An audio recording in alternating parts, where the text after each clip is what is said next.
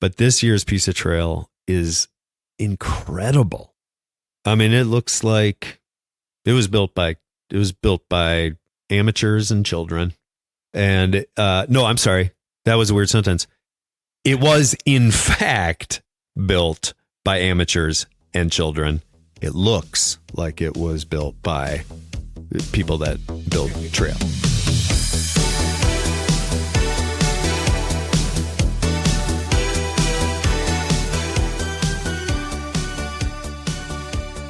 Welcome to Trail Effect. I am your host, Josh Blum. Trail Effect is a show that dives into the stories behind trails, the communities that embrace trails, and the people who rely on trails as a way of life. The goal of this show is to turn the stories you will hear from our guests into useful knowledge that can be applied to your community while providing some entertaining and inspirational content.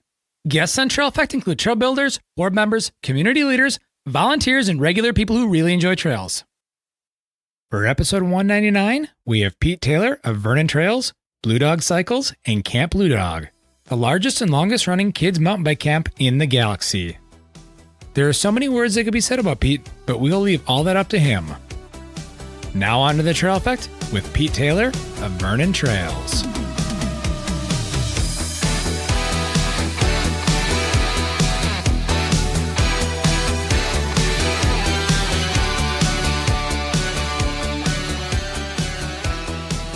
Pete Taylor.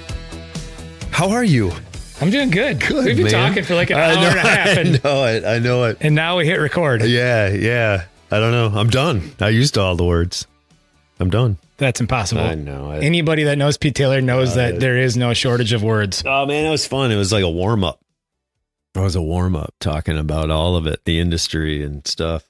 We're sitting in a living room. Yeah. Well, so we're going to rewind. Yeah. 6 years ago, it was almost 6 years ago. It would have been September of 2019. Dang. We recorded what was the first podcast I ever recorded. Yeah. For Driftless Dirt. You were guest number one. Yeah.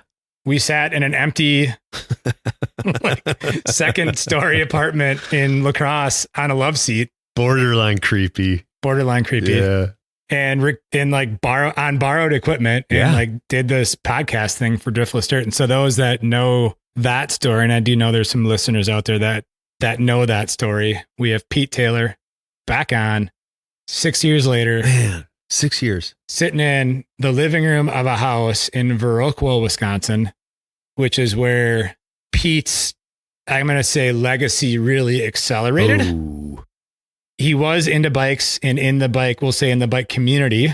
Yeah. To do a play on Chris Scogan, who is a sales rep for another bike shop, or, that deals with another bike shop in La Crosse, sells Treks. Mm-hmm. But his whole thing is, once the product goes beyond the building stage of it and it enters the ecosystem of a bike shop or a community, it's now the community. And so Pete, while it started in La Crosse, went to Boise, actually went to Minneapolis, then Boise. Yep. Then settled in Viroqua. We're going to rewind and talk about the settling in Viroqua part for those that didn't hear that story, because it's a very pivotal moment where Pete decided to open a bike shop in a community with 0 inches, centimeters, millimeters. Mm-hmm.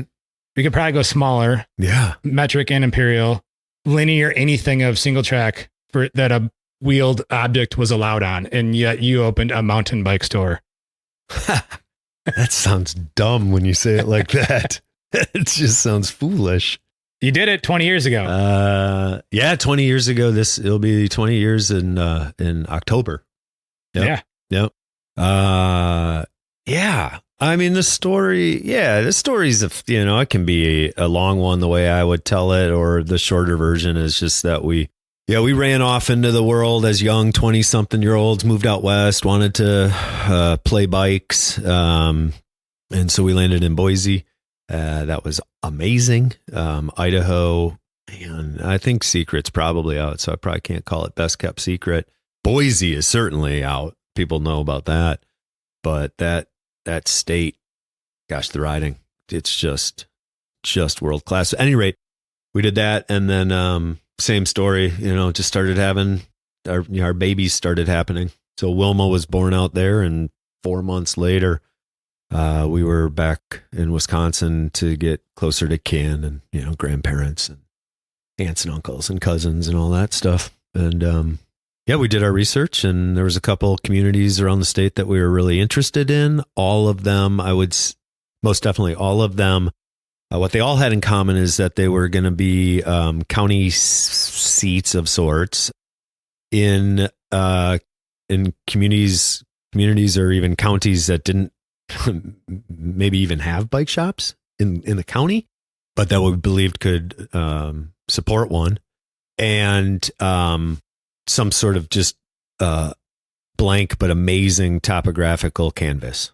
to work with. I guess I don't know. It's maybe sometimes like a blessing and a curse of sorts to be really driven by this idea of creating something versus maybe piggybacking onto something. But in Viroqua, just like it rose right to the top.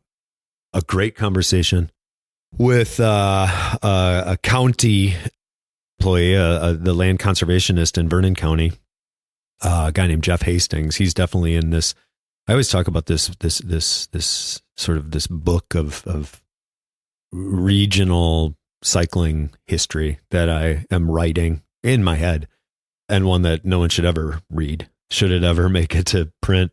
But Jeff Hastings is one of the guys that would, get a chapter, or at least part of a chapter. He played a big part in getting us here.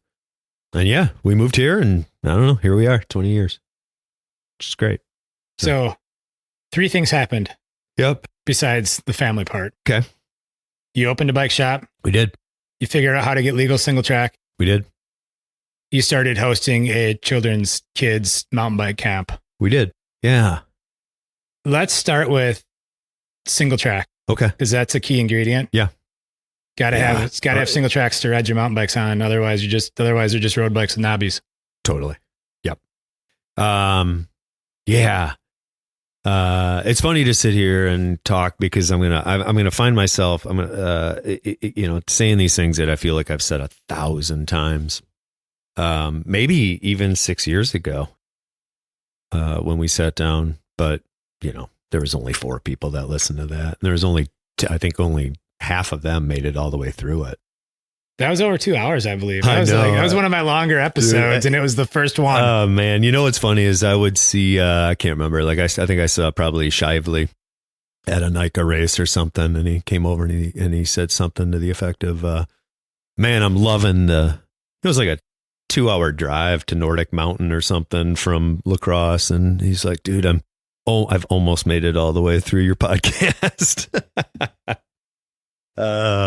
Anyways, so yeah, I know I've said this before, but I feel like when we moved to Viroqua, hypothetically, I have said that if I were to have walked around door to door in town of 4,400 people back then, with maybe a 2-question survey, it would go like this.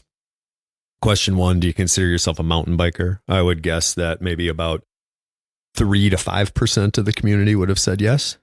And if the follow-up question is, have you ridden in, let's say, more than 3 different trail networks, it would maybe be another 3 to 5% would say yes. So, so there was that. But if you've been in the area and by Viroqua, certainly a word that to live around here, you'll hear somewhere around, 1.9 million times, but to live in the driftless area or to travel through it, it's pretty breathtaking, and it's kind of a no-brainer that, if there's riding, it must be excellent. So we formed a nonprofit group right away with a little bit of help. We formed a group called, a nonprofit called Vernon Trails. And then very quickly we wrote up a memorandum of understanding with Vernon County, where they basically gave us a chunk of land and probably like a lot of really small grassrootsy organizations. They more or less said, you guys go ahead and scheme it and design it and fund it and build it and maintain it and do every bit of the work and every bit of the money comes from you, and then we're okay with it. And so that's what we did, and we were all excited about it. And we started building trail, started hand cutting trail at Sidey Hollow County Park. It's about 2.5 miles from Viroqua, and from there, it definitely turned into stuff. So I think now we're probably somewhere around. I think trail builders maybe kind of lie. Kind of like fishing stories. Yeah, a little bit. I think probably Trail Forks and such probably says we've got about 13 miles of trail out at Sidey. But shortly after starting to build there, we started building on 2 different private properties right in town. So we a really, really dear friend that I think a lot of the regional community knows, Cody Bankus. He and I worked together very closely at the shop for years. And I used to appreciate that he would tell out-of-towners that we've got some downtown single track. So there was another 3 or 4 miles there. And then we started working with the Kickapoo Valley Reserve. They already had 28 miles of trail, but you couldn't ride a bike on it. Could ride a horse. You could ride a horse. Take some shoes out there. You could definitely horse around out there for sure. But we gained access to that. And then all of a sudden, all of a sudden it was a destination, or at least locally it was phenomenal. So, yeah. Need to point out, at the same time, you're starting a business and starting a family. Mm-hmm. Yeah. Well, that's, that's a lot. And I'm sure that if, in fairness, if Alycann was here right now, she would, she would hide her exhaustion pretty well. But probably have something to say about all of that. But she's not here because she's off working. But yeah, it was definitely, there was definitely a team effort. Getting closer to home helped a lot. Shoot, my folks would come down from La Crosse several days a week and watch Wilma, and those rare circumstances where they couldn't make it or something. And Wilma was in a pack and play in a bike shop, 700 square foot bike shop, or in a backpack yanking on my hair while I'm, trying to true a wheel or something. But so it was definitely, it was a team effort for sure. So, yeah. But also, man, I don't even know how you fully kind of quantify something like this, despite trying for decades now. Golly, and I don't know how you give enough credit where it's due to not just to people, because we always hear people say, like, I want to name some people, but I'll forget a whole bunch. Well, that's definitely the case. But even just a community. I talk about, I think just the other day this came up. We host a community trail day once a year. It always falls on National Public Lands Day, so it's that last weekend in September, and we call it Sidey Fest. And it's been going on for 18 years. We meet out at Sidey. We have some sort of project. Could be a whole bunch of little projects. Could be just general maintenance. But in the first 10 years, it was they were big projects. They were making trail. And year one, being mindful of that survey that I was talking about. There was no mountain bikers here. There was no mountain biking here. And year one Sidey Fest, we promoted it however we did. It was word of mouth. There were some posters. Maybe a forum. Yeah, right. I'm totally a blog spot somewhere. And we had essentially flagged about a 2-mile corridor that was going to be the first ever piece of legal single track in Vernon County. Subsequently quickly got named the Bobby, quintessential piece of single track, and I don't know, in my world for sure. And we had like 70 people show up. It was awesome, and it was terrifying because I think we also had about 18 tools, and probably 12 of them were leaf rakes. We didn't know what we were doing, but we just had all these people show up.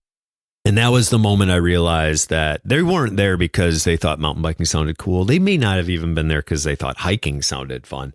They were there because they caught wind of it and thought, what an amazing resource this could be for the community. I want to be a part of it. And that's when we realized that all of the business plans and business models you could ever write, you could never assume that no matter how brilliant your ideas are, or how much money you're bringing to the table, that you were actually that it was actually gonna work through support. And we learned it that day. Like this, if we keep doing our part, we keep our sleeves rolled up, we keep showing up to do the thing we say that we think would be great, then everybody else is going to do it right beside us. And man, our community they knocked it out of the park. I mean, it's tremendous what has happened and what's happening. That could be a whole nother topic. But I kind of think, I absolutely think that what's been happening in our region, whatever that radius needs to look like, hundreds of miles, is really special. Really special. Yeah. And Sidey in itself, just to kind of paint the picture of Sidey, just so people kind of know what we're talking about, it's a county park. Mm-hmm. It's got camping. Yeah. It's got fishing. Yeah. It's got a lake. It's got weekly music nights in the summer. Yeah. It's got a whole bunch of stuff, community-based stuff going on. Yeah, it does. Yep. There's a friends group. They've done some great things. It's a beautiful park. And it's a 7-minute drive from downtown Viroqua. It's a 15-minute ride on roads that don't see traffic. Yeah, it's a really great spot. And like I said, I'm really biased because of the amount of labor and love that's been poured into that place. And I know I've said this before too. I don't really have a riding resume, and even if I did, I mean, who cares, right? But I am not in the 3 to 5% that would say I've ridden 3 trail networks. It's the thing I'm really passionate about. I really love the land access and recreational development. I love going to the Disney worlds of the world, the Bentonvilles, and seeing what can be done with unlimited funding. I especially love going to the places that are popping up all over that you haven't heard of. And I've been fortunate. That's probably taken me to 30, 40 different states to mountain bike.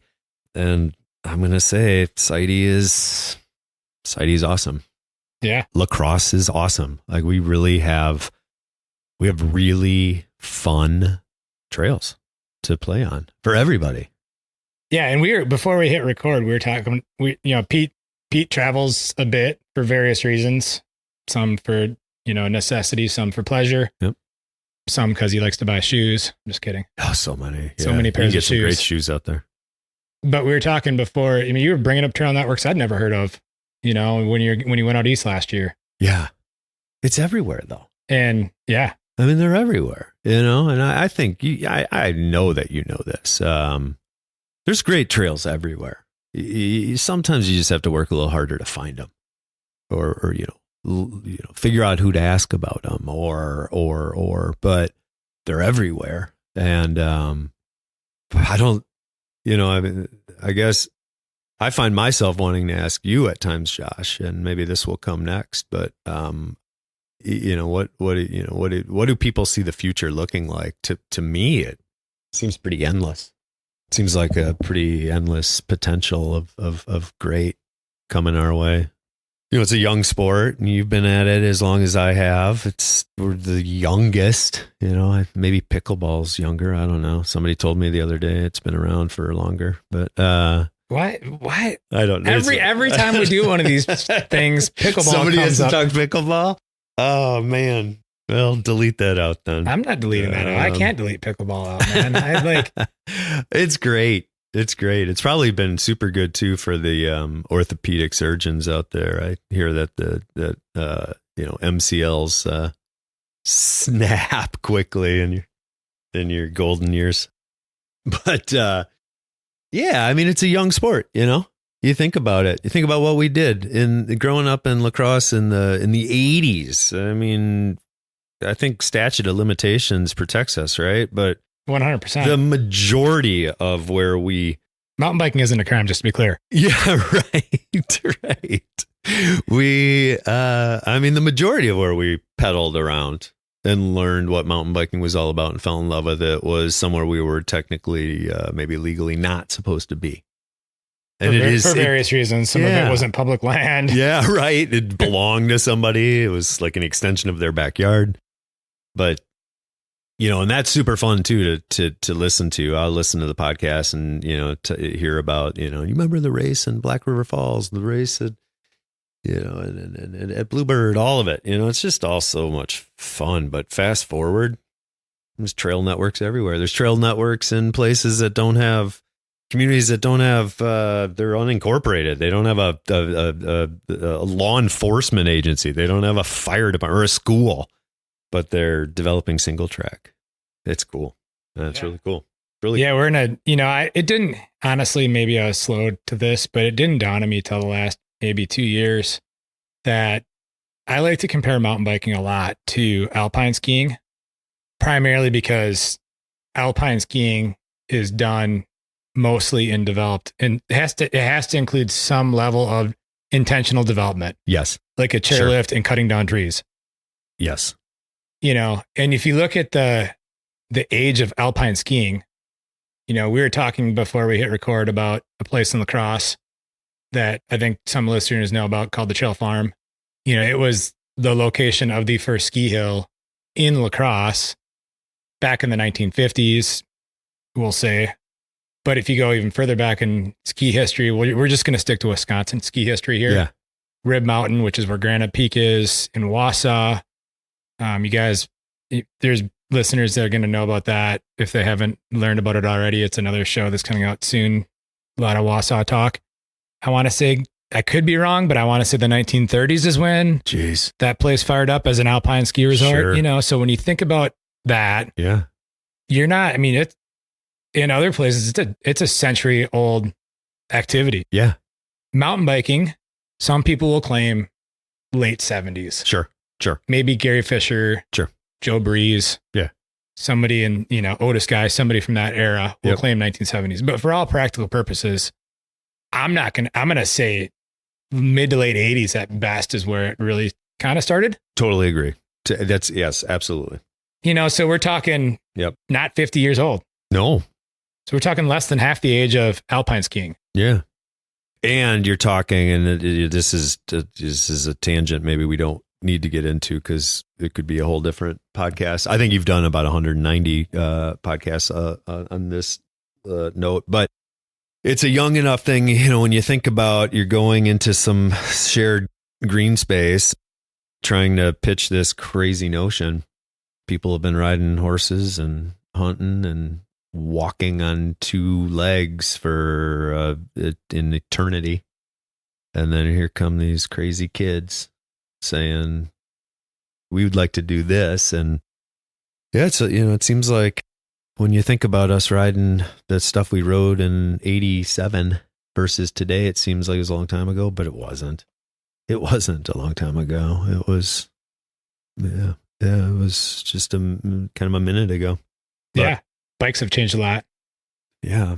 For the better. Thank goodness. Right. And I don't even mean, I loved some of that old stuff. Like, the very first thing I got on changed my world, changed my life for sure. And so I've got nothing. Yeah. 'Cause we're sitting here today. Yeah. Right. Still talking about it. Right. Still talking about it. A lot of that stuff now kind of hangs on the wall at the bike shop. That's where it deserves to be. It's still shown, but maybe not ridden. Yeah. Yeah. Let's talk about the bike shop. Yeah. Okay. And not maybe from a traditional sense, from a non-traditional sense. Okay. We'll start out traditionally. You've been in, I think, 3 locations? We've been in 3 locations. Yeah. Yep. Since you started? Yep. How has the evolution of that been? How is it different today, talking about trails in the bike shop versus the early days? Sure. I'm sure somebody smarter, quicker than I could draw direct relationships through numbers, maybe to like the square footage of shop 1 versus shop 2 versus shop 3, and to the amount of linear distance of legal single track. Because it's amazing how it's all grown. We opened in 600 square foot. We did have some warehouse space. 600 square foot is, gosh, I don't know. We're sitting here in a living room and can see into a dining room, and that's 600 square foot. We had warehouse space, so that was double that size. So we were allowed to do that for 5 years before outgrowing it. And then we probably about tripled our size. And 600 square feet, 0 miles of single track. And by the time we left, we 10 miles of single track in the county. And then a lot happened. Then we bumped into about triple the square footage, bike shop wise. And we were there for maybe another 6 or 7 years. I think this math will all add up. Yeah, we were probably there about another 6 years. And that is when we probably started seeing significantly more single track happening in our neck of the woods as well as regionally. We probably went from 10 miles in our area to 25, 30 miles in our area, plus everything that was happening in La Crosse and beyond. And then about 8 years ago, we bought the building that we're currently in. And again, we increased our square footage. And did you hear that? That's our dachshund that needs to go out. It's not a dachshund. What is it really? Come on. It's a dachshund Yorkshire, Yorkie mix. What do they call those? They call it a dorky. They call it a dorky. It's a dorky. And where is it from? It's from the Amish. Okay. Yeah. So you can't, don't take any pictures. So I'll let him out. Pause. But at any rate, we opened the shop. We moved. We bought a building. And that's been huge. About 8 years ago, bumped across the street, bought a building, added more square footage, moved the shop to a little bit more of an efficient work area, not quite so centralized and easily that leads to easy distractions. And again, watch the trail network nearly double. So so the symbiosis, I don't know, chicken or the egg, which one came first? More square footage, more inventory, more bikes, greater ability to work with room, leads to more community participation, more ridership, more single track equals more bikes. I mean, it's just this, it's a cycle. It's a cool cycle. Yeah. A common theme that's happened here, and has happened in a lot of other communities, we're jumping ahead and we're going to back up, but we are jumping ahead briefly, is there's this thing that has gained traction, pun intended, called NICA. Oh, man. I love it. Yeah. So, and what I mean by backing up is because we are going to back up into Camp Bluedog, which I'm going to say is a more critical component, but we can talk about NICA now, then back up into Camp Bluedog. Yeah. And I think we've all seen it. Mm-hmm. NICA, blew up. Yeah. We'll say participation and acceptance. Yeah. And visibility of mountain biking to an exposure to people that would have never thought about it. What have your experiences been? Because you have a composite program here. We do. Just so many positives across the board, and I think more and more presenting every year. My big statement, my big statement is that in my, 30 plus years in some form or another in bike industry, I don't know what I think has been more important for cycling than NICA. Mountain biking. Yes. And it's just, it's across the board. It's, it's families. It is families involved together. It is, participation. It is the unplugging. It's everything on the brochure. Again, I remember having this conversation with, there's another conversation that I had with Josh Shively years ago. We were just sitting somewhere and chatting and catching up and talking NICA stuff. Maybe we were, our teams may have been practicing together, which is actually something that I think is amazing. Like, our two teams compete against each other, and they practice together, and they ride together, and they are friends. It's so cool. But at any rate, I remember, we were just talking about how great it is. And I think it was probably Josh that just said the thing that we know, which is like, it's not just the ridership. It's not just pulling the families, but these are land stewards. Like there's some kids that are going to take away from NICA that they are interested in some form of cycling long term. Like this is their lifestyle that they are interested in investing in. Then there's the racing component, and then there's the traveling component. And then there's absolutely the future component, the direction of it's taking some young people into a direction of workplace. Like some want to be the professional trail builder. They want to be the mini X operator. They want to be the project manager and the designer. They want to be the one to go and sit in front of the board of directors and pitch the economic vitality of this thing and dive into the murky politics. It's awesome. It's just awesome. I feel like I'm in my 50s now and still feeling pretty active in terms of my involvement in what I consider to be my community and the things that I feel like I'm still well suited to do. But it feels great. It feels tremendous to know that there is not only this generation or two behind us that are not just willing to do it, but they're kind of, in some regards, kind of pushing us out of the way, saying, thanks, we got it from here. And they're going to do huge things.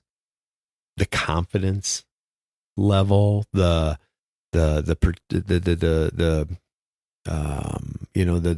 team aspect of what can also be a lifetime individual activity. It's crazy. NICA is amazing. It really is. Just that somebody took the time to really organize this thing to the place it is now it's really cool for sure. Yeah. Yeah. Let's back up pre-NICA. Yeah. So we're going to back up to what's called Camp Bluedog. We are rewinding the clock. Yep. 19 years, if I'm not mistaken. I think I just saw that. Yeah, it was 19 years. Just a couple of weeks ago we hosted. Maybe you could just provide a brief backstory as to why you wanted to do a kids camp. Yep. In parallel with the bike shop and trails, and where that came from, because it didn't come from after you moved here. It came before you moved here. Yeah. Yeah, I'm happy to. It's that Camp Bluedog is definitely that thing that maybe when I allow myself to, I don't know, sideline humility a little bit, or allow myself to feel proud of something. Camp Bluedog is really cool. Makes me definitely fills my my spirit cup. I've been in Viroqua for a while now. Yeah. Spirit cup. When we were in Boise, I was working at a bike shop, and I loved it for most of the time I was there. And then I kind of ran my course. I was in my mid-20s, late 20s, starting to think, early 30s, I guess, by the time we left Boise.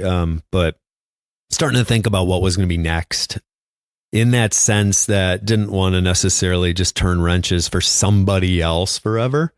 And I wasn't quite sure what I wanted to do. I knew I was in the industry for long term, but I didn't know in what capacity.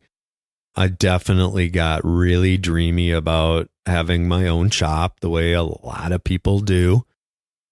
But I wasn't sure how that was going to look. And Boise is an amazing place, but at the time especially, and maybe more so now, I really don't know, but saturated with shops. Like the last thing it needed was yet another shop done better, done right, done, just done differently. There's no way it was really going to happen.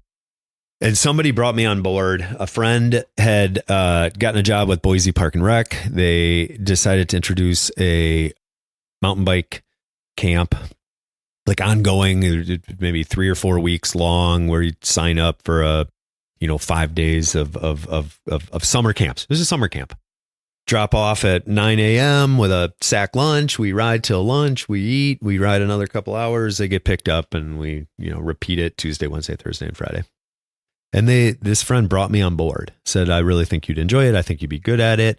And I did it, and it just changed that was life changing for me. I wasn't becoming too disenchanted, or disenchanted might be a little bit of a strong word, but it definitely, the idea of just working on bikes all the time, especially for the superstars, and Boise was ripe with them, probably still is. It just kind of felt a little thankless. And I wasn't sure what I wanted to do. So I did that, and it changed everything. It was amazing. And then we found ourselves moving back to Wisconsin pretty shortly after. We always knew that we would, but we didn't really have a timeline of when that was going to happen. And then Wilma was born, and the slightly longer story that can get me a little choked up. I'll just summarize and say we decided to move back quicker than we had maybe thought we were going to. And so, we moved back and we opened up shop. And that was in 2005. And I hope that somebody, either never fact checks this or quickly does. And honestly, Josh, you may be able to fact check it right here. But prior to moving back, but really paying close attention to what was happening back in my old stomping grounds and watching like the great success of HPT, knowing what Smith's was doing, other shops participating in. There had been a race of a couple of different styles happening at Sugar Creek Bible Camp, south of La Crosse by an hour. And I think, and this would be the fact checking, I think that the last year that race happened on trails that were built by La Crosse area mountain bikers to host a 1 weekend, come ride here 1 weekend a year kind of race.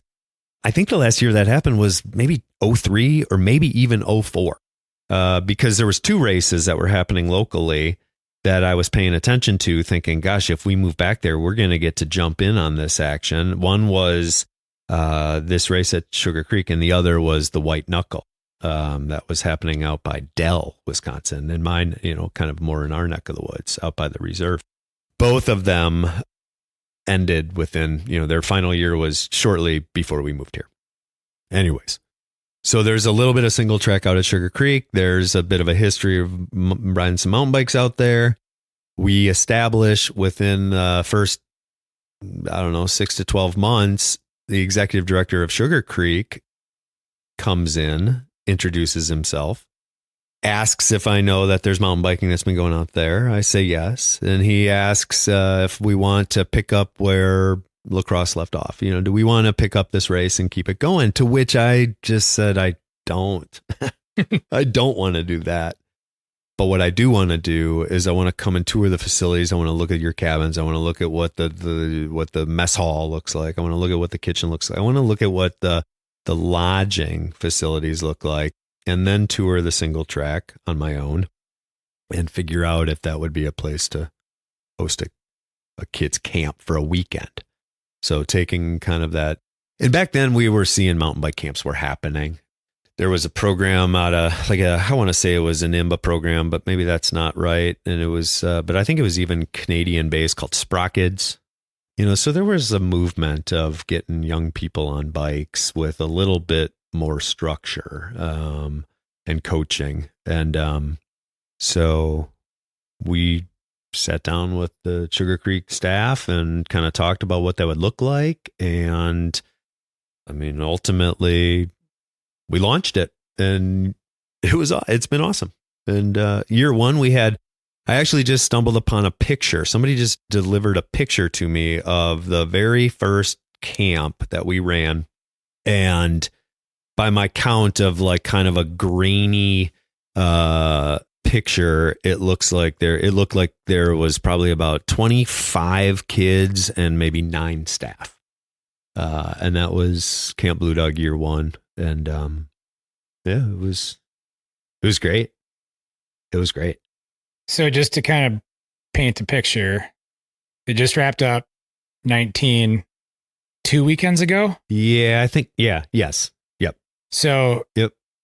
One of the things that Pete does and Camp Bluedog does that I don't think it's thought about more now, but you've done it almost since day one, maybe, is you have a component of trail building built into the camp to introduce that, we help put these trails here. And as part of that, we build a stretch of trail. Yeah.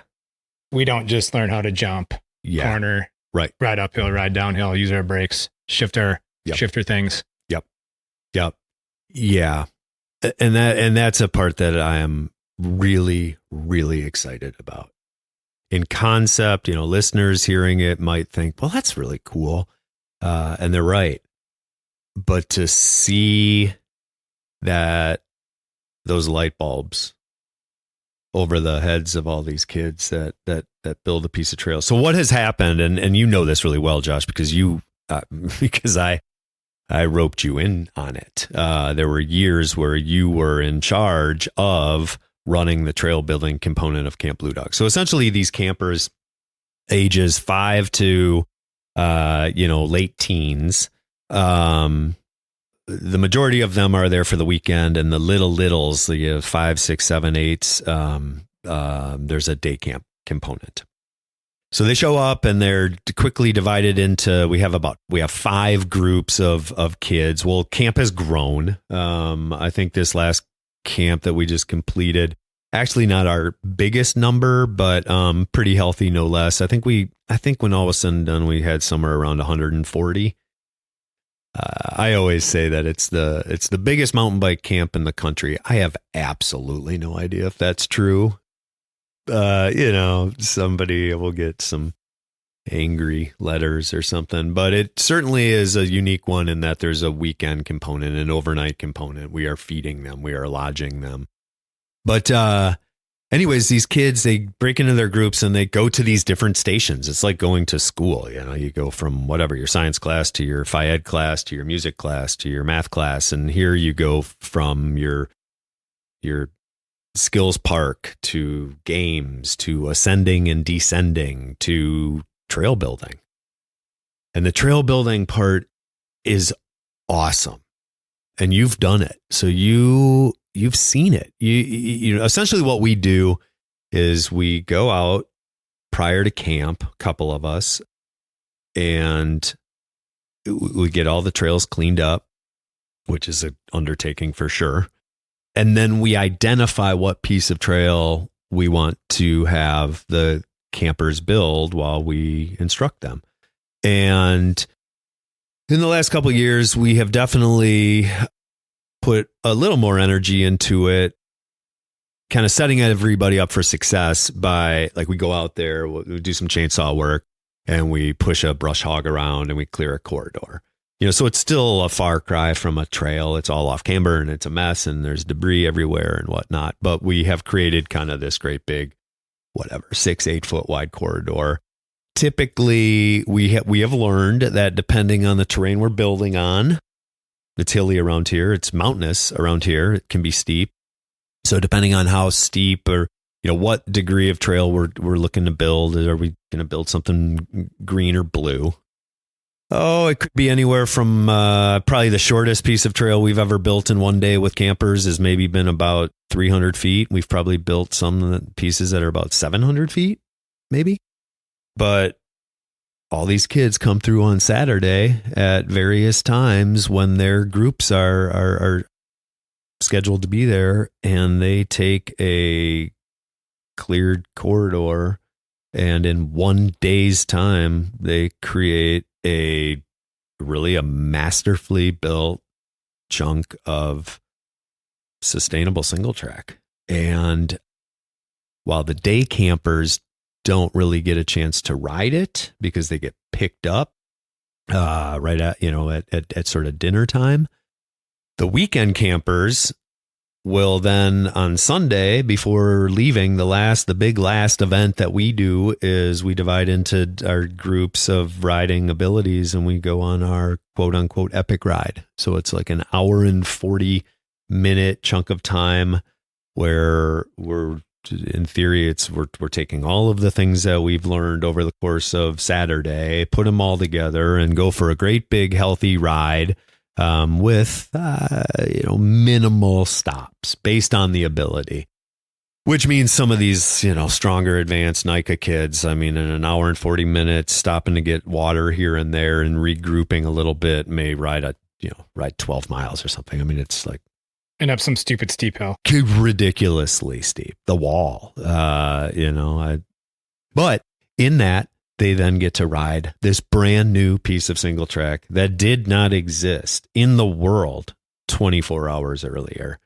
And that part I am really, really proud of. That part is cool. You helped out a lot with that while I'm off doing a totally different thing, which also there's a tremendous amount of accolades that I would give to all of the volunteers that have made Camp Bluedog happen, which includes my utter confidence in knowing I've got the perfect person over there working on the trail and teaching it and coaching it and educating.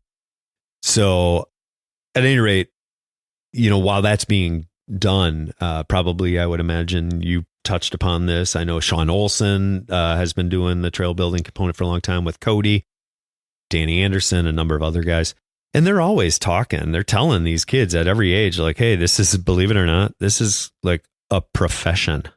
You could do this. If after doing this for an hour and 20 minutes seems pretty cool, maybe it's something you want to actually be thinking about in life because you can make a living doing it.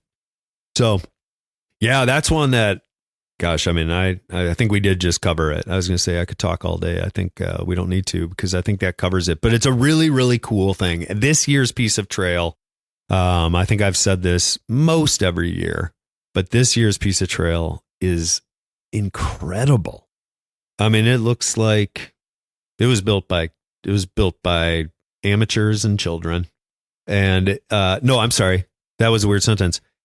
It was, in fact, built by amateurs and children. It looks like it was built by people that built. We're going to leave that first part in just for sure. We built this trail. Looks like it was built by amateurs and children. It's incredible. Super amateur. It's rake and ride. It's awesome. It's really cool. Yeah. So, and then of course, I shouldn't say of course. Some of us in the know try to get back out there shortly after camp concludes to ride it all again because it's also a brand new piece of trail that went from 0 to 100 in the sense that 100 wheels go across it in an hour and 40 minutes, and a week later it is awesome. Yeah, and that unfortunately one tradition that has remained typically is that Sugar Creek Bible Camp is still only used one weekend a year. It is. So this is not a typical riding destination that you would come to on any random day of the week. Right. Now I have real good feels about the direction of that.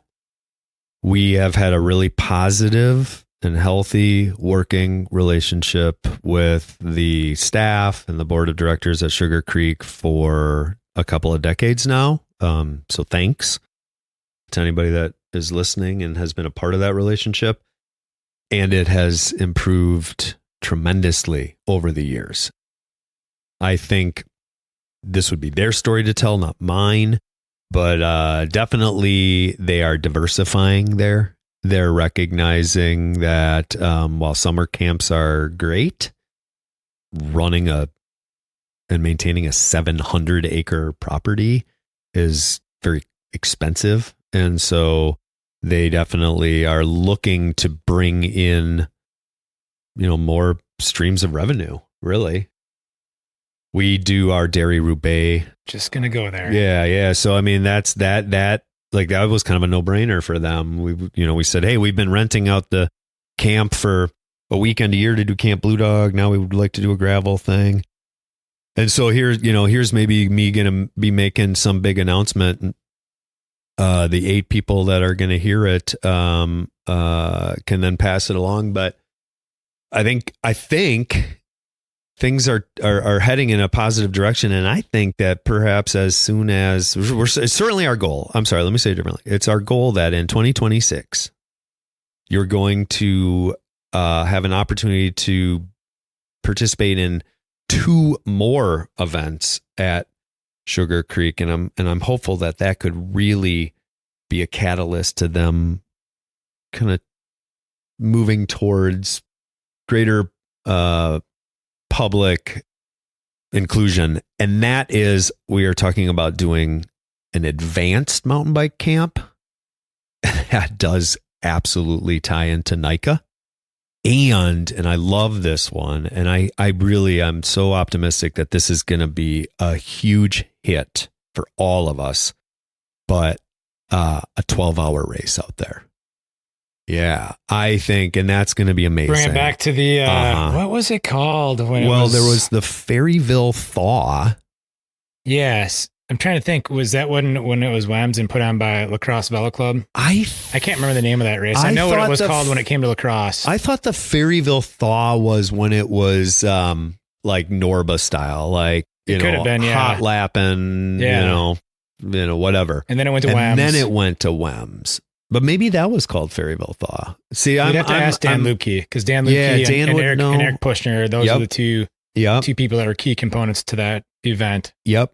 Yeah. I feel like I've got just enough knowledge to know the sort of the feel good story there, but certainly not all of the details. But I think a 12-hour race there is going to change everything. I really do. I think, there's a 7, let me say this. Going back to the kids building trail, what we inherited, usable trail that we inherited from Velo Club, Smiths, the crew in the late 90s, early 2000s that were building trails down there to race upon. By the time in our neck of the woods, we have 100-year flood every 3 years or so. Yeah. And so flooded in 2006 and knockout punched in 2007. By the time we ran camp, we had probably about a mile, maybe a mile and a quarter. I don't know. We had 7,000 feet of single track and probably 10,000 feet of horse trail. I mean, that's what we were running a mountain bike camp on.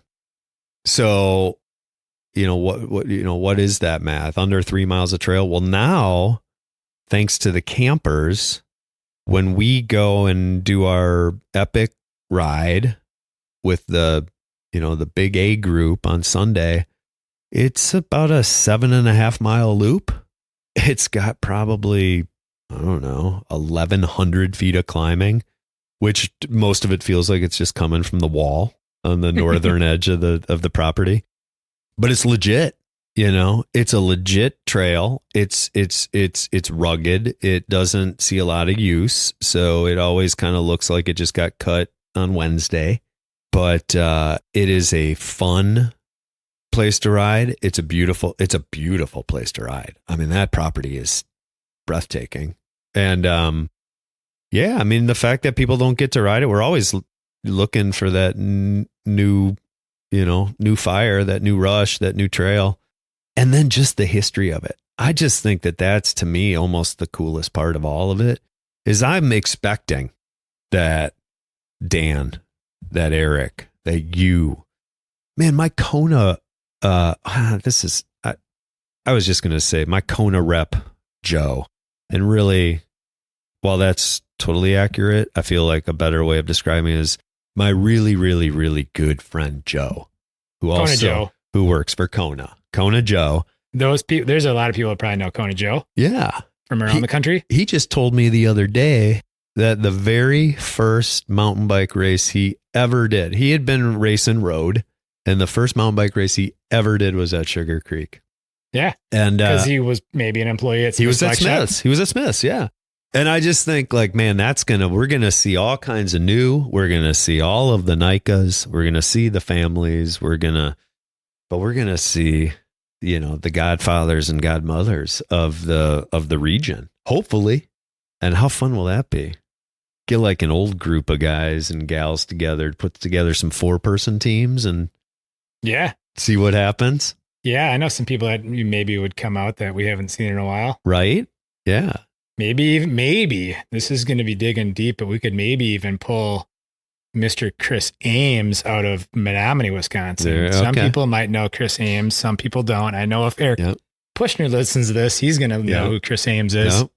But he was, way back in the day was a mountain biker here in La Crosse, and then moved on to, Freewheel or whatever it's called up in the Twin Cities, and was there forever before he became a pastor in Menominee. Yeah. Right. I do. I anticipate that he might have even been the connection to get us into Sugar Creek in the first place. I don't even know. I would be so curious. It's the one. To me, it's an important piece of history that I have never learned. I find myself explaining, like, listen, there's this relationship between La Crosse area mountain bikers and Sugar Creek. But then I kind of go blank. Like, I don't really know what it was. I don't know who knew who to say, hey, you're an hour away, but you've got all this land. We sure would like to build some squiggly lines through your woods and then ride these crazy bikes. I'm going to ask Eric that question because I know what Eric knows. And I would not be surprised if it was Chris Ames who pulled that together, because Chris grew up kind of in Vernon County. I want to say the Chaseburg area, if I'm not mistaken. Yep. Yeah. Yeah, I mean, yeah. In fact, I'll text him right now while we're recording this. Yeah. So you can talk some more. Yeah. But I think, going back to, like, that's another, it is. Sugar Creek is an hour from La Crosse. Like, I'll promote Sugar Creek right now, or really the regional riding again. But Sugar Creek's probably a pretty easy hour from La Crosse. Well, from Viroqua, it's 22 minutes away. But 700 acres, trout stream running through it. It's the venue where we host, again, here comes bias, but one of the more beautiful and challenging gravel events that happen in the upper Midwest. It's where camp happens. There's cabins that range between very rustic little bunkhouses. There's camping. There's they have developed, recognizing that one of the ways to bring more people in is greater amenities. So they've got 4 or 5 really nice cabins that you can rent. Like, they have a pool. They have a sauna. They have a commercial kitchen that we use for our events that easily, I mean, we've had hundreds and hundreds of people. When we do the Dairy Roubaix, that's, we could have 500 people in that, in and around that area. Yeah, it's just, I mean, it's kind of just another venue. Only this one is unique in that it does have the ability to host overnight stays, and I think that they're recognizing that and that it's coming. So, yeah, I think that good things are coming for sure. Volunteers. You and Alycann started it, but it definitely takes an army or a village or however you want to define a group of people to pull that one off. Volunteers. It takes absolutely an army of volunteers to pull off that one, especially that beginner and intermediate nature of that camp. There's plenty of advanced riders, significantly stronger than lots of the staff for that matter. But by and large, it's a beginner and intermediate, which requires a lot of staff running around, making sure people are where they need to be and being emotionally supported and whatnot. Very telling to me is that it really requires probably 35, 40 volunteers to pull this thing off. And I find that it's easier to get 35 to 40 volunteers to show up for a full weekend that is Camp Bluedog than it is to find, I don't know, one person to go weed whack for an hour in the woods or something. It's volunteers for Camp Bluedog they're everywhere, and they come out of the woodwork. We really oftentimes we need to very politely say thanks so much. We don't have any, we're full up. We don't have the room for any more. We can't feed everybody. Our own family has been a huge component of the volunteer efforts. Alycann's dad, who is in his 80s, has not missed a camp. He shows up and helps. Our daughters Lucy and Wilma both have helped over the years. Lucy, well, in 2007, Alycann was pregnant with Lucy and having contractions at Camp Bluedog. There was a moment where we really thought that Lucy could potentially be born at camp. Alycann was not very excited about that and worked really hard to avoid that. And she did successfully. But fast forward, both our daughters have helped out. Lucy is still one of the campers' favorite cabin moms and plays a huge role, especially after getting a driver's license and her Jeep. She hauls, I don't know, hundreds of gallons of water to all of the various points around camp, keeping us all alive and hydrated. It's definitely this family effort for sure. And it's just the coolest. It's just the coolest version of volunteer activity that we could hope for. It's really great. So I remember one year, I'm fairly certain she was involved with this. You guys had tie-dyed shirts. We sure did. We sure did. Yeah, that was cool. We do a different shirt every year. It's always different artwork. It's always some different color theme. So it's kind of the collection, like your Oktoberfest shirt or most events, right? So we do all these different designs, different colors every year. Lucy, that's another Lucy. Lucy plays a huge part, demands a huge part in finalizing the artwork as well as the colors.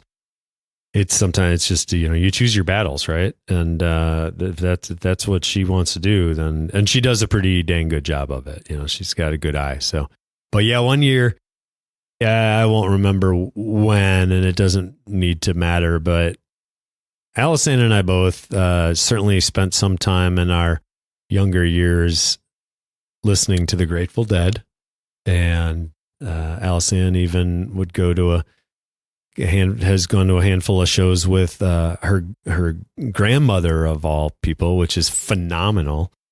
And as I remember it, a version of the Dead were getting back together and going on tour.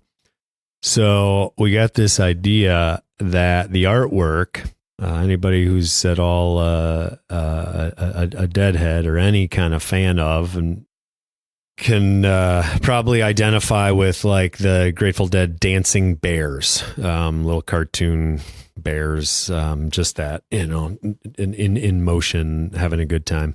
So we took that concept with the dead going on tour, and we made a dancing dog, and we put a Pulaski and a McLeod in the dog's hands, and we printed it black ink on a white shirt. And part of the camp activity was tie-dyeing. And it was awesome. Kind of a funny little story is the way camp is broken down is there's all these different ride groups, including day campers. So you've got this group of littles, and then there's a next youngest group and a next youngest, and so on and so on and so on. We have 5 different groups, and they are rotating throughout camp over the course of the weekend. And that year, anyways, kind of taking the place partly of like a free period was a little bit of arts and crafts, specifically so that every camper could take their plain white t-shirt and they could tie-dye it. As it happened, the oldest group went to the tie-dye station first, and whether it is a case of the young teenage volunteer ladies being the ones to orchestrate the tie-dyeing, being bamboozled by the boys who are their peers, or otherwise, what ended up happening is we certainly did our math and had all of the supplies necessary. After that very first crew of whatever that would have been, 13 to 16-year-old boys, 14 to 17, whatever it was, somehow that group, which is about a fifth of the camp, went through that station having tie-dyed and somehow managed to use up about 2/3 of the supply. And so there are some really elaborate tie-dyes out there from that year. And then there's some that just look as though maybe it's like a ketchup spill. Because that would be mine. Yeah. Yeah. By the time you got there, you were right. You were cutting the bottle in half so you could get something out of it still, like the toothpaste. But, whatever, live and learn. I think now when you see them, you can just identify when you see those shirts out there. At what stage at what point in the weekend did you go through the tie-dye station? Then group 1 or group 5? Right. Yeah. But that was one of my favorites. Side note, I think that's great. I love that one. We've never done another art project t-shirt like that, and we talk about it. So maybe someday we'll do it, but we'll have to monitor it more closely. But, yep. Yeah. Pert Near 20. Yeah. That was something you want to talk about. That was an event that I've done a handful of times. We don't have to talk about the fact that I got lost the first year. Oh, but we probably should.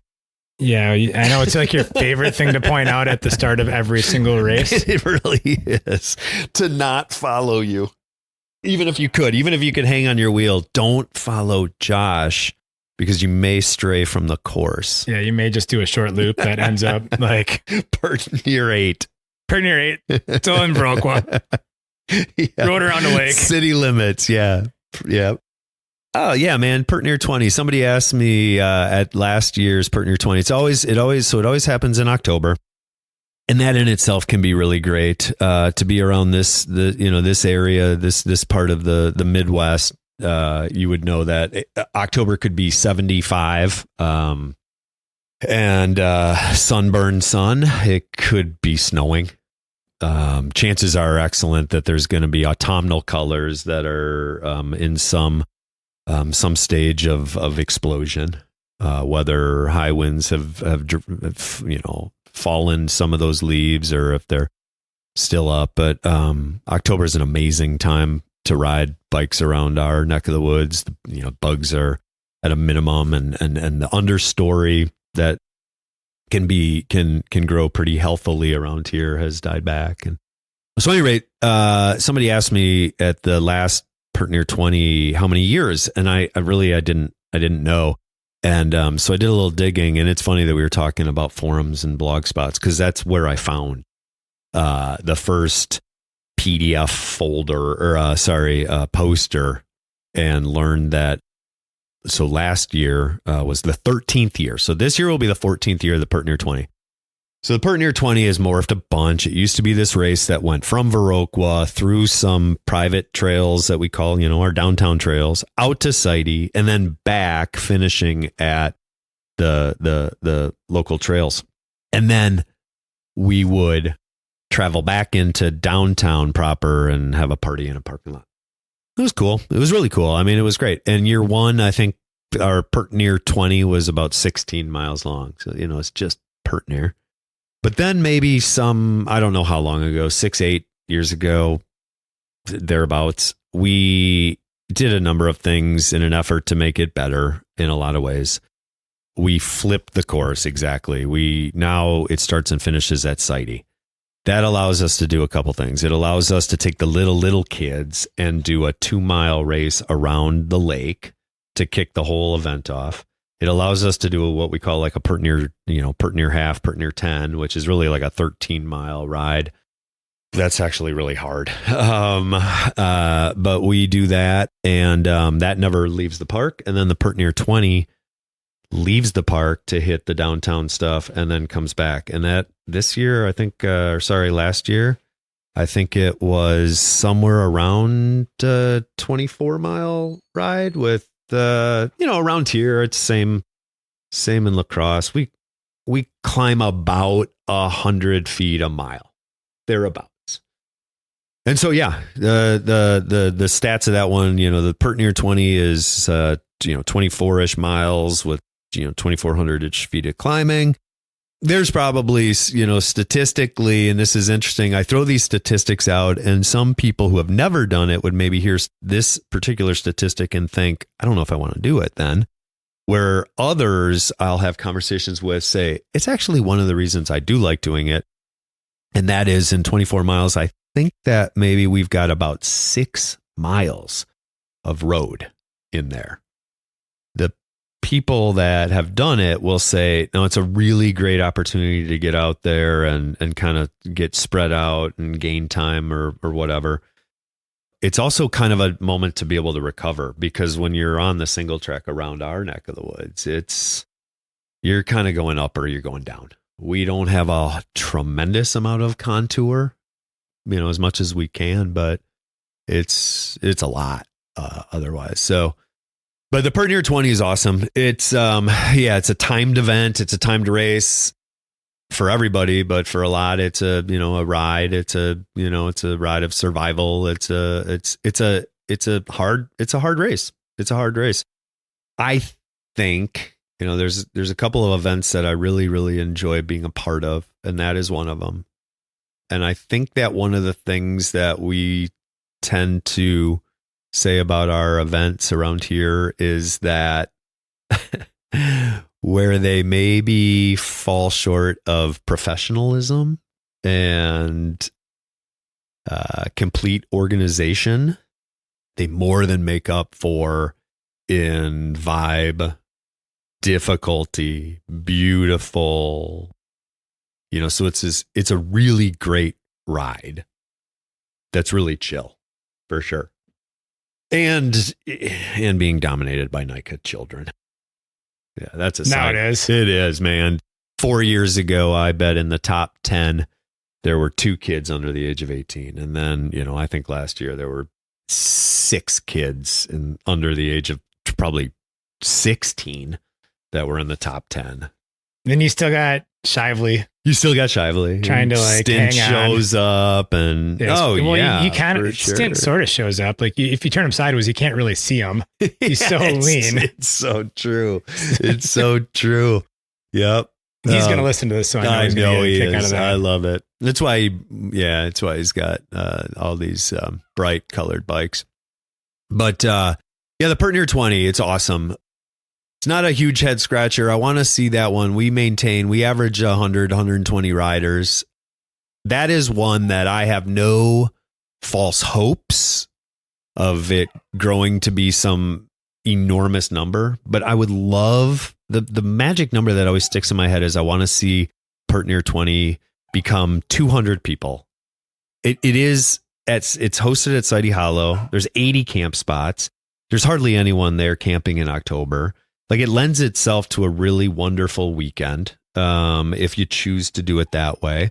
And I think if you had 200 people out there, it would just be, it'd be constant. There'd just be, it's a spectator friendly course. So it's funny so John Toomey is a friend of ours, and he does the timing and helps out a lot with it. And he just got registration put together. So I will make an announcement and open the PN20 and PN10 and kids race registration in the next couple of days. So it'll be open by the time you listen to this. It'll be open by the time you listen to it. Yeah. Yep. In fact, it's there now. I just have to do some edits and get the link. So yeah, you should let the dorky out. I will. I'm going to let the dorky out before we have to do a cleanup. We're back. Had to let the dogs out. Yeah. Do some other things. Yeah. Take a pause for a second. Yeah. Pete.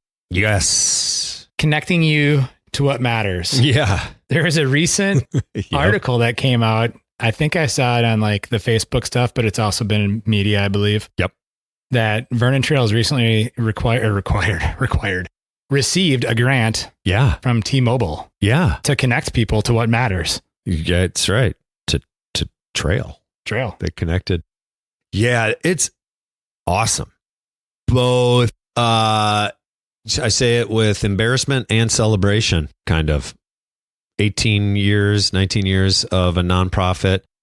And in all of that time, we never applied for a grant. Kept talking over the years about how, wouldn't it be great if we had a couple of hats that we could fill on our board, one being like a money finder, or maybe a grant writer.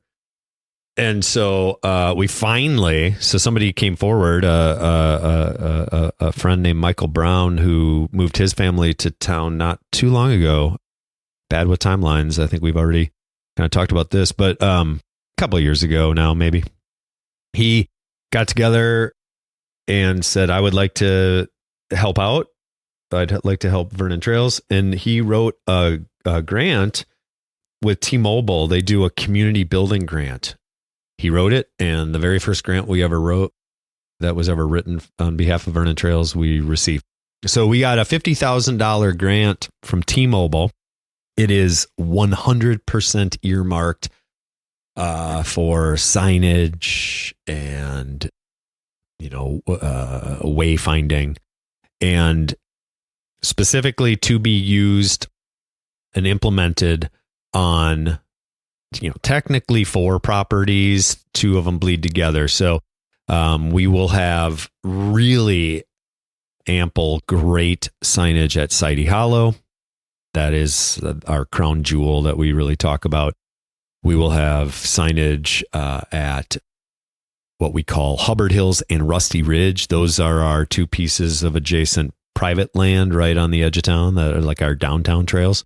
And then Vernon Trails, I didn't really talk at all about it, I guess, because it's so, dirt focused, the podcast, and especially when you and I get together. But Vernon Trails does, we certainly do more than just build trail. That just happens to be the thing I'm most passionate about and the most expensive and labor intensive. So it deserves a lot of talk. But Vernon Trails formed a relationship with our VFW here in town that owns 50 acres of land and constructed a 18-hole disc golf course. This is 10 years ago. And that crew knocked it out of the park. Shout out to them. I'm not a disc golfer, but so apologies to anybody who's listening if my stats are wrong, but I believe what I have heard is that Veteran Hills is what this is called. This disc golf course is ranked like the 3rd most popular in Wisconsin for free disc golf courses, and maybe like in the top 10 in terms of free or fee-based. So it's pretty incredible. But once that relationship was formed and that disc golf course, we started breaking ground over there. We recognized that that's also a spot for fat biking. So we groom a 5-mile fat bike trail there in the winter time. It can only be ridden there when there's snow on the ground. When it's not, it is not a cycling destination or location. But that also will then get signs. And if you've been here, you're rejoicing to learn that we're going to have adequate signage. Interesting or not, but factual, that for years and years and years, I was definitely the one at board meetings that kept saying, more trail, more trail, more trail, more trail. And what I have seen over the years, maybe it's not quite this dire, but the way it has started to feel has been interesting to me, because the evolution of the amount of trail, I would say, has gone from, in the early years, we were developing trail. It was all volunteer. It was all hand built, and we would gain a little every year and a little every year. And we were loving it as a community. We were loving it. And as people that maybe didn't live too far away, they were coming and they were enjoying it. But I was apprehensive to try to make it a big public announcement, because what I really wanted to see happen for our community was the type of trail network or offerings that really lead to longer stays and repeat business. So, when we had 4 miles of trail, 5 miles of trail, it's really good. I mean, to have a 4-mile loop in our mountains around here is 4 miles of awesome. But I was concerned that people would roll in and, kind of check it off their list and say, it was cool. Yeah, you should go check it out. I'm done. I'm moving on now. So I kept saying more and more and more and more and more. And I feel like, the reality is, and gosh, if the listeners, go ahead, take it as a challenge for sure. It's, but to say we have 13 miles of trail at Sidey, and then to follow up by saying, not everybody goes out there and rides all 13 miles. You pretty quickly learn that they're 13 hard fought miles. A big ride out there isn't always touching all of the trails. So as we gain more and more and more, and our signage is really subpar, all of a sudden my concern has become, I'm afraid people are going to come and say, yeah, while the trails themselves are really fun, I don't know that I need to go back there until they get it figured out, because all I did was stop at every intersection and pull up my device and see where the hell I am. And, I didn't necessarily need to drop down 350 vertical feet only to realize, like, oh, I wish I hadn't done that. I wish I would have stayed up on top, or whatever the case may be. So signage, I think, is going to change just the user's experience in such a positive way. It's going to allow us to identify the different levels. It's going to allow us to put together sort of that, you go to the places where you follow like the IMBA Epic stickers or whatever, and then you get to just turn kind of mindlessly at every intersection. And it just all, it just has more rhythm that way.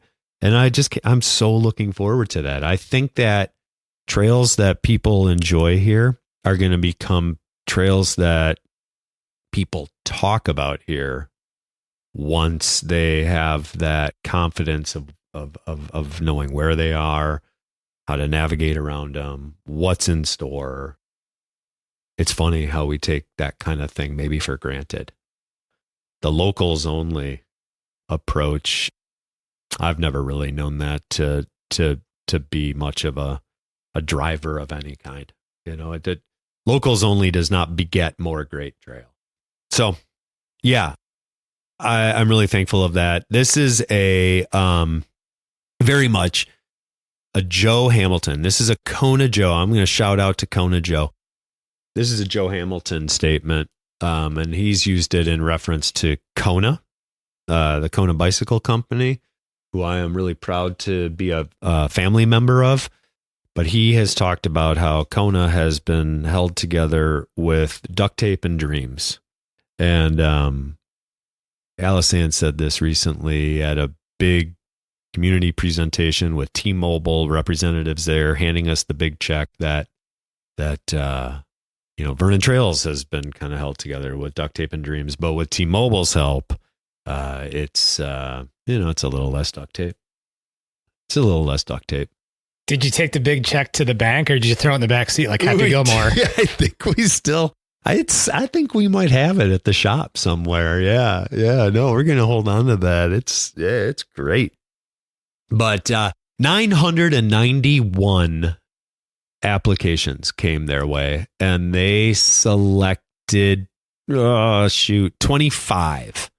Is that right? 25 or 50? No, shame on me. I'll remember in 10 more seconds. But point being, very competitive, and it feels really, really good for us to not only get that, but to have that kind of money that has to be spent that way. I mean, the notion that we needed better or any signage, that's not new.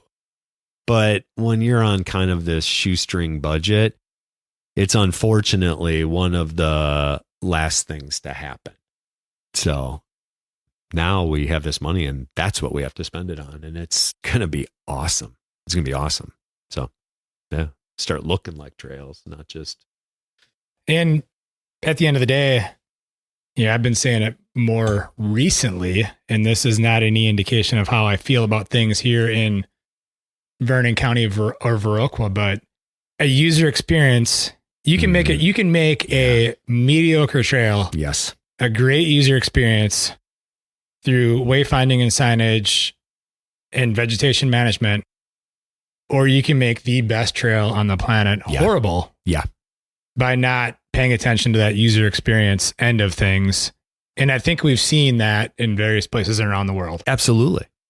And apologies because I can't remember which I'm going to paraphrase something I heard that really, really stuck with me in the last couple months. It was a podcast. I say apologies because I don't know if it was something you had done with somebody, Josh, or not. And to paraphrase, this guy was talking about how, back in the day, we're younger and we would hear about some trail network that was being built probably by reading it in a magazine. Dirt Rag. Yeah.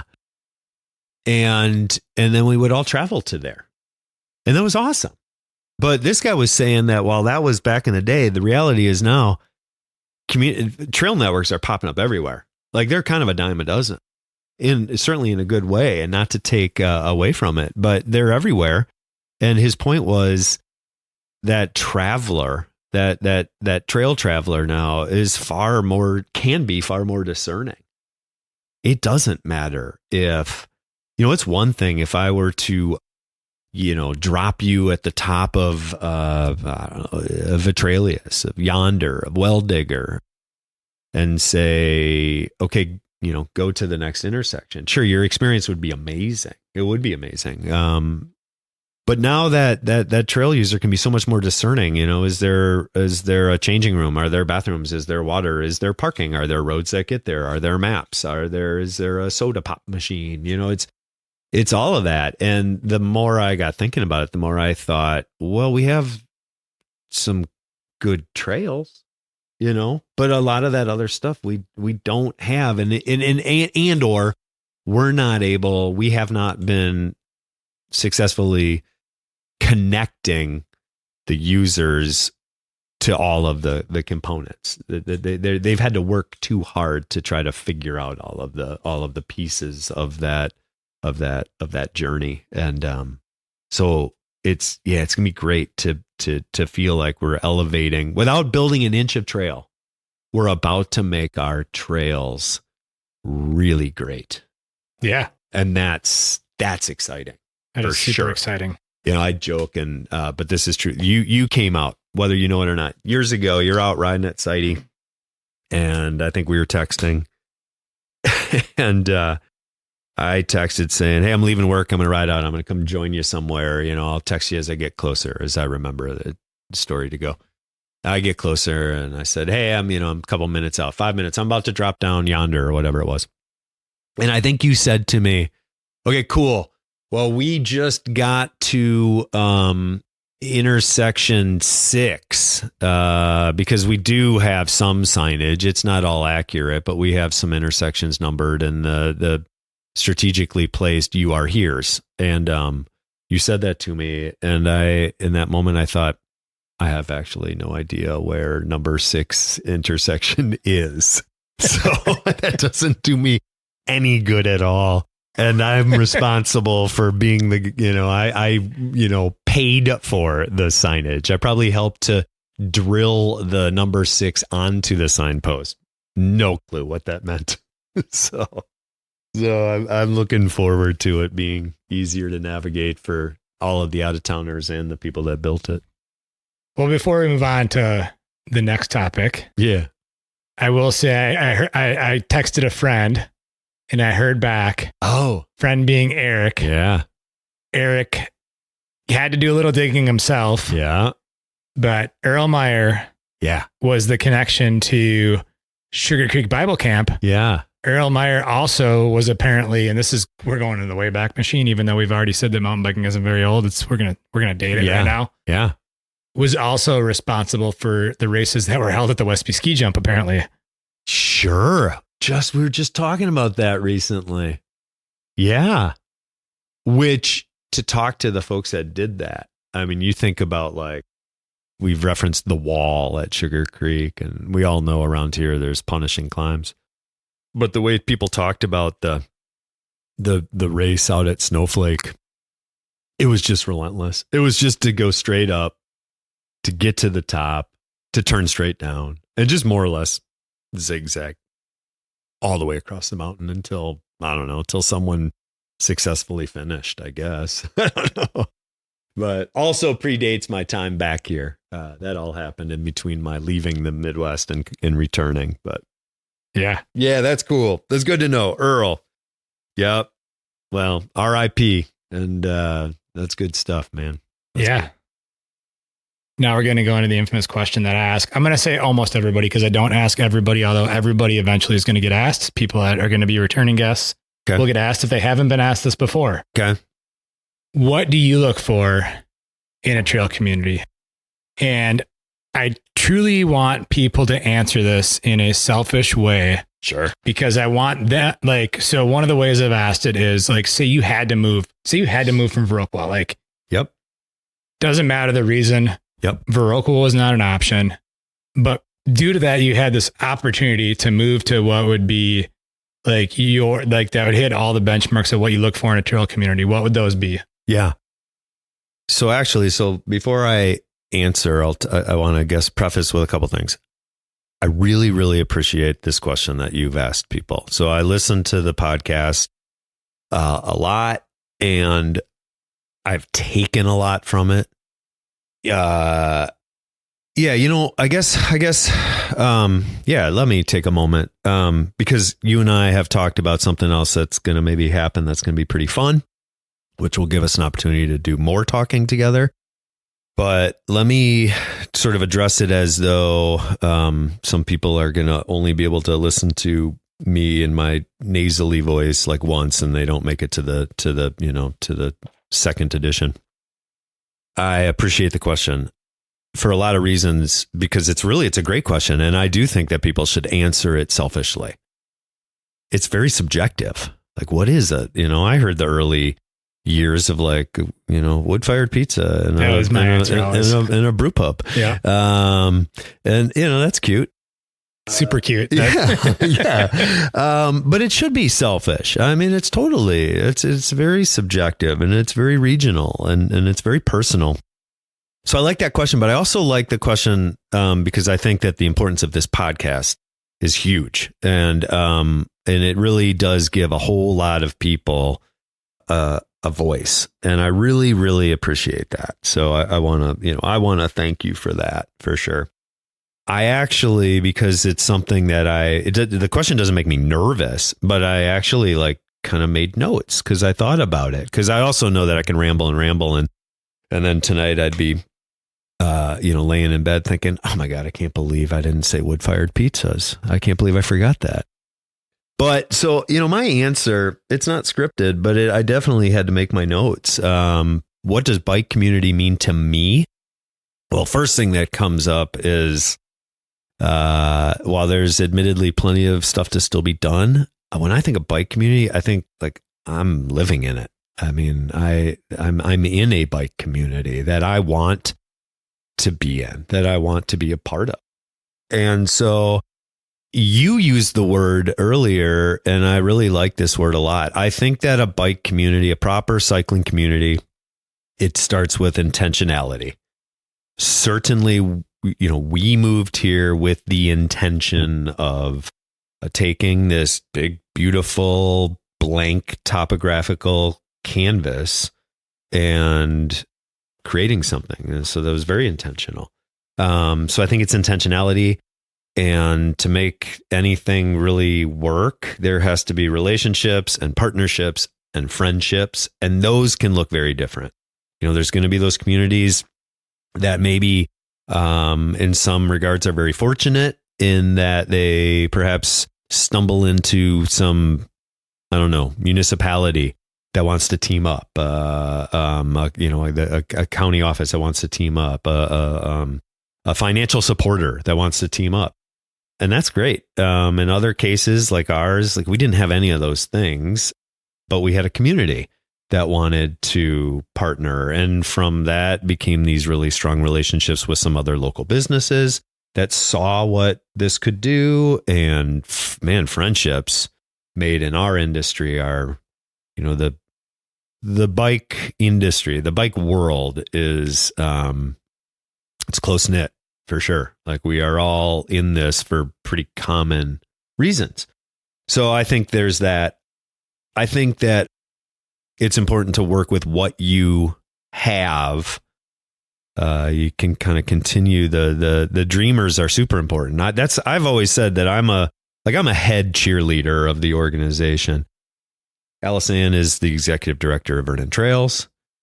There's a board of directors, and without them, our stuff doesn't actually get done. I go and, work on some trails from time to time, do some coaching from time to time, work on bikes from time to time, but I'm just one of the cogs for sure.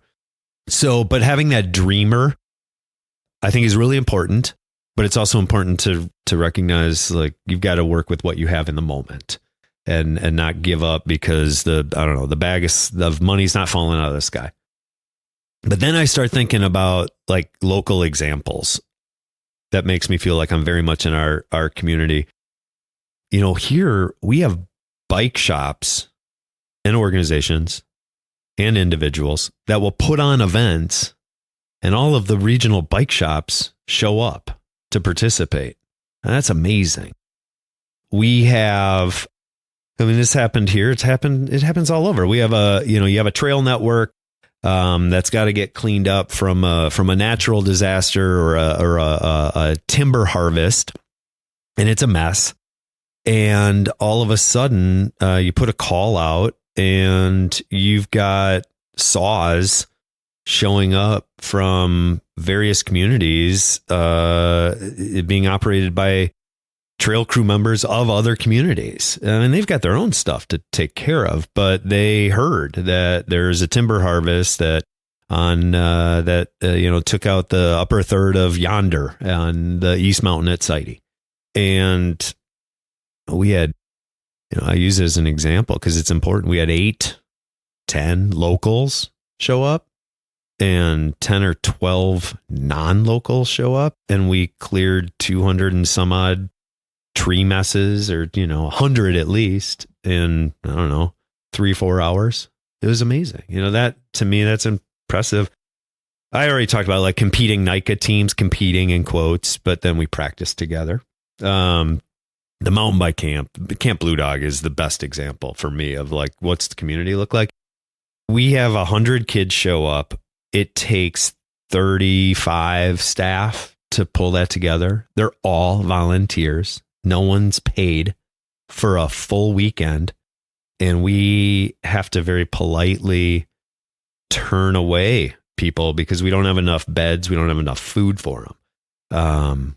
So, to me, that's a really important one. And this one comes to me every single time I'm listening to people answer this question. And it's in large part overdue, and it's in large part just an extension of a thank you. But I think I think a real sign of having a strong cycling community is having an influential and an accomplished podcast host that is constantly listening and paying attention to what's going on, who reaches out to people to make sure that their stories are being told on a national stage, because he recognizes there's an important education and inspiration that can be taught and taken no matter what the scale. I'm not paying him to say this, and I didn't know he was going to say this, just to be very clear. Man, I think it is overdue. I listen to the podcasts. I travel and I draw from them inspiration, even when they are stories about things that we are just like, it is not on our 2, 5, 7, 10-year plan. And just think like, I would never have thought of that if somebody wasn't out there saying, I need you to tell everybody your story. I think it's awesome. So, and I think that's a huge part of it. So, that's essentially, that's the community that I'm really proud to be a part of. And like I said earlier, I think that's the community that just has endless potential. So, yeah, that's my long answer to what a cycling community looks like. It looks like ours. In a response to your last statement, I do have to say, this exists because you were the first willing person to do this with me. Yeah. Man, that's fun. And that was 6 years ago. Like I said, that was almost 6 years ago. That's the part I can't believe. I'm so bad with timelines. If you would have asked me before it started when I thought we sat down, I'd say, man, I don't know, 3.5 years, maybe. Yeah. Yeah, that's great. And how many have you done? Well, if we're going to get real exact, I don't know, but I want to say there's probably 15 Driftless Dirt episodes. Okay. Which was hosted kind of on its own, but also hosted with Mountain Bike Radio. Yep. And then this will probably be episode 198 of what I call official episodes. Yep. Of Trail Effect. Yep. But then I've also had what I call bonus episodes, which were maybe in partnership that weren't a specific community-based guest. That was maybe more pointed. Yep. More pointed topic. I did a handful of shows with Giants Ridge Recreation Area up in Biwabic, Minnesota, back in the summer of 2022, I want to say, where that was kind of, we're going to say it was kind of paid advertising, but it was a better story than just, hey, come visit our mountain bike lift access place that also has golf and rock climbing and rooms and a restaurant. Yep. That was something they came to me and asked for. And so I don't count those episodes in the number of episodes. They're definitely recordings. And there's been some shorter, like quick hitting updates with, say Matthew Kellogg from AMBC down in Knoxville. Sure. Who's the executive director, which, maybe it was a bonus content show that came out on a Thursday where these typically come out on Tuesdays. Yeah. You know? Yeah. So there's over 200. Yeah. Yeah. It's incredible. I can't even imagine just the energy. The busiest people out there are the busiest people out there.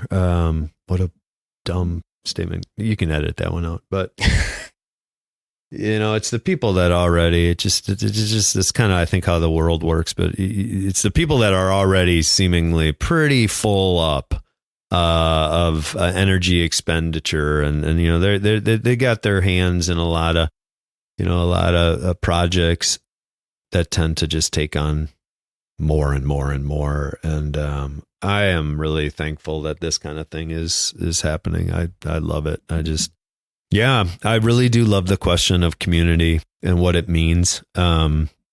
It go all the way back to the original question, or a variation, like, why did we move here? Because it had that potential, not just for like, ripping single track, or, the gravel that people talk about, the roads that people talk about, just all that, all that's icing on the cake for sure. But it was I know the history of HPT. I know I know what was happening in Decorah and Winona and, all of the areas around us, and, a teacher at in a town called Neilsville, just all these cool stories. And it was like, we were all doing this thing and wanting to do this thing. And it was just a matter of time before the dots all became connected, and those, and they start bleeding together.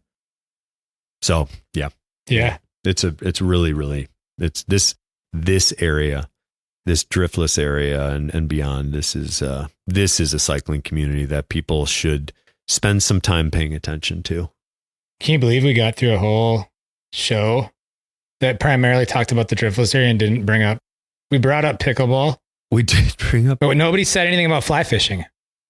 No, I think I said trout stream, but maybe they could have slid in there. But that's fine. I mean, I think people just people know that. Joke. Yeah, people know There's probably a podcast about it somewhere. Anyways, there definitely is. Well, I always, I think we all know this. Like, especially in my neck of the woods, you go to the Driftless Cafe and you look over and you know that there is a table full of fly fishermen because they've got their pants that zip into shorts and they've got an Orvis hat on and their glasses are around their neck on something. They never take off their kit. They're fly fishermen. But the cyclists, they usually, they change out of their chamois and put their shorts and their shirt back on, and you wouldn't necessarily know it unless you're in Bentonville. or the north end of Boise. And then you're still in your kit. And then you're kitted up. Yeah. But nah, it's great. It's a super fantastic community to be a part of, and I do look forward to the potential. The a whole nother podcast someday is, I think that the bike industry is becoming Eric said this years ago when we were chatting. The last 4 years of bike industry, I'm not bursting any balloons and not going to end on I'll end on a positive note here, but the last 4 years of bike industry, especially those in the trenches, which are your local bike shop, that is what the trenches look like in bike industry. Make no mistake about it. I am an advocate and will scream from the rooftops that if you have a local bike shop and their doors are open, and if you call yourself a cyclist, then you should be supporting them. Those are the trenches. That's trench warfare right there. And the last 4 years, Eric said it years ago. He said, man, it's crazy when the fun industry is not fun anymore, because it wasn't. It's been really hard, and there's been a lot of survival mode, and things are turning around, and the bike shop feels relevant again. Feels like people are kind of waking from a hibernation, starting to recognize what can be created within a community that you can't get elsewhere.